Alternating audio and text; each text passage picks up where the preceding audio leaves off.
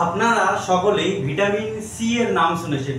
Vitamin C, যাকে আমরা অনেক সময় অ্যাসকর্বিক অ্যাসিড বলে থাকি, সেই ভিটামিন সি একটি খুবই গুরুত্বপূর্ণ উপাদান আমাদের শরীরের জন্য।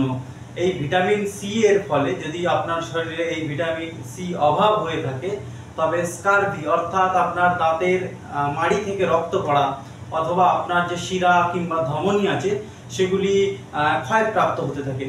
তো এই ভিটামিন সি আমরা সাধারণত পেয়ে থাকি যে সমস্ত টক জাতীয় ফল, যেমন আপনার কমলা লেবু, মুসম্বি, আপনার বাতাবি লেবু, এছাড়া আপনার যে আমরা পাতি লেবু খেয়ে থাকি তার ভেতরে আমরা ভিটামিন সি প্রচুর পরিমাণে পাই। যদি নিয়মিত খাদ্যাভ্যাসের ভেতরে আমরা এই সমস্ত জিনিসগুলিকে আমাদের খাদ্য তালিকার মধ্যে ইনক্লুড করে রাখি, তবে আমাদের এই বিভিন্ন ধরনের রোগ থেকে মুক্তি পাওয়া যায়। এবং এই যে শিরা এবং ধমনীর ক্ষয়প্রাপ্ত, এটি খুবই একটি দুঃসাধ্য এবং যেটিকে সহজে আমরা ঠিক করতে পারি না সেই ধরনের রোগ। এই ভিটামিন সি আমরা কিছু কিছু সময় সাপ্লিমেন্টেশন হিসাবেও দিয়ে থাকি, যেটিকে আপনারা সাধারণ ভাষায় লিমসি বলে জানেন, লিমসি ট্যাবলেট।